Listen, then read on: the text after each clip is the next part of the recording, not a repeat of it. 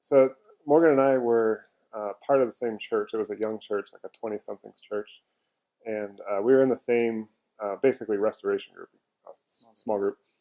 And so being young and having extra time and available, I'd host a lot of cookouts at my house where I was at the time. And I remember there was a time we both got caught in conversation inside on our yellow couch, which we don't have anymore.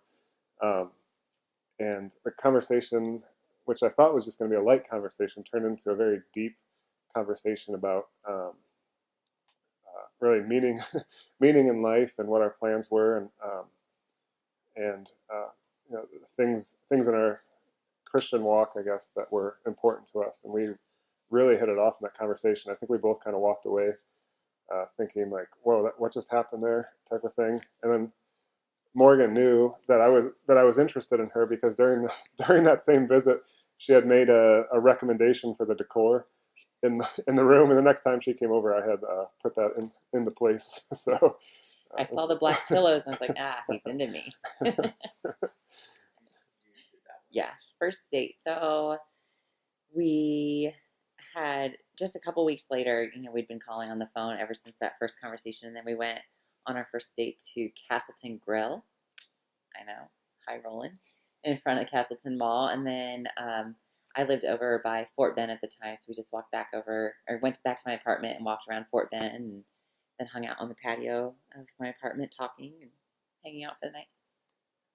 So I guess the one funny story that I guess I have is was the night that I asked Morgan's dad for her hand in marriage, and she grew up. Her parents are farmers, and so every Labor Day they have a big party at their house out on the farm.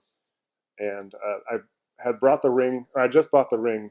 I think I ordered the ring that week, and so my plan was to talk to her dad during that weekend. I had to find a time during that weekend to get him alone and ask him. And he's very busy putting on this huge party for everybody. And so I saw my moment. I think it was the Saturday night.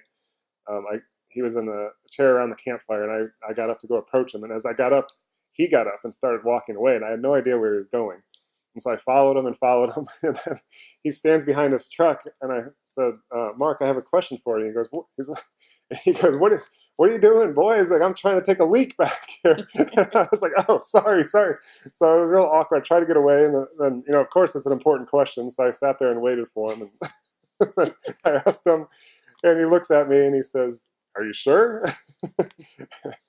And so yeah, that was it was a very awkward question, but I guess it got the job done. Yeah. And he told you no refunds or exchanges. No refunds or exchanges, what he told me. In our premarital counseling, the couple that we met with, they just really focused a lot on communication, and especially on communicating expectations. And so I didn't realize that at the time that so much of what they were doing was helping us learn how to communicate our expectations and set our expectations for marriage. And so I think that's probably been really helpful for us.